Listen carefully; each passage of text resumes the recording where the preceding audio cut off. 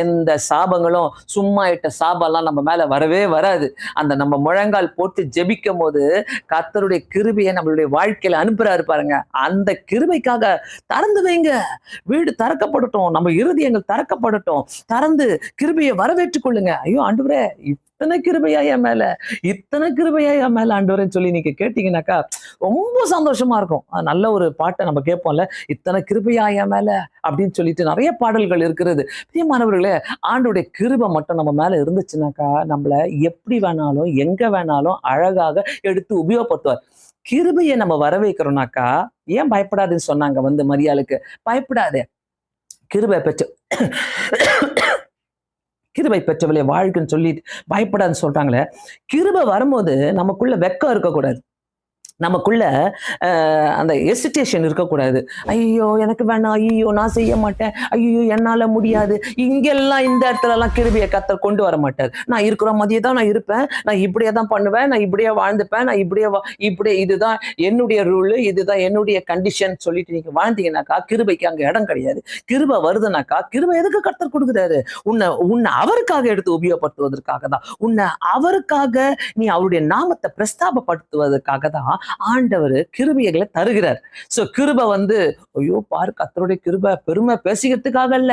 கிருபை என் மேல இருக்குது பாரு, என் பிள்ளைங்க எப்படி இருக்கிறாங்க பாரு, நான் எப்படி இருக்கிறேன் பாரு, என் வீடு எப்படி இருக்குது.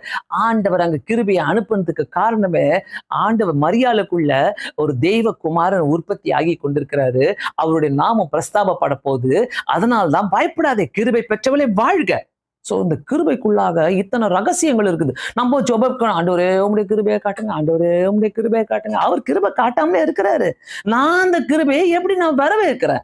அந்த கிருபையை நான் எப்படி ஏத்துக்கிறேன்? அந்த கிருபை வர நேரத்துல நான் அவருக்கு இடம் கொடுக்குறேன்னா, அவர் முழுதுமா என் ஆட்கொள்ள இடம் கொடுக்குறேன். கடைசியாக ஒரு வசனம், 2 கொரிந்தியர் 9வது அதிகாரம், 2 கொரிந்தியர் 9வது அதிகாரம், சூப்பரான ஒரு வசனத்தை நான் பார்த்தேன். 8வது வசனம், மேலும் நீங்கள் எல்லாவற்றிலும் எப்போதும் சம்பூர்ண முடியவர்களாயும் சகலவித நற்கிரியைகளிலும் பெருகிறவர்களாயும் இருக்கும்படியாக தேவன் உங்களிடத்தில் சகலவித கிருபையும் பெருக செய்ய வல்லவராய் இருக்கிற பாருங்க. சம்பூர்ண முடியவர்களாய் இருக்க, சகல நற்காரியங்களிலும் பெருகிறவர்களாய் இருக்க, சகலவித கிருபையும் பெருக செய்ய வல்லவராய் இருக்கிறார். சோ நற்காரியங்கள், சம்பூர்ணங்கள், இப்படிப்பட்ட காரியங்கள் நம்முடைய வாழ்க்கையில ஆசீர்வாதங்கள் பெருகுவதற்கு சகலவித கிருபையும், எந்த கிருபை? சகலவித கிருபையும். சோ கிருபையில வித்தியாசங்கள் இருக்குது, விதவிதமான கிருபை. இதுல நான் உயர்ந்துகிட்டே போறேன்னா கர்த்தருடைய கிருபை, இதுல நான் உயர்ந்துகிட்டே போறேன்னா கர்த்தருடைய கிருபை. எனக்கு நல்ல ஞானத்தை கொடுத்திருக்கிறாரு, கர்த்தருடைய கிருபை. எனக்கு நல்ல சம்பளத்தை கொடுத்திருக்கிறாரு, கர்த்தருடைய கிருபை.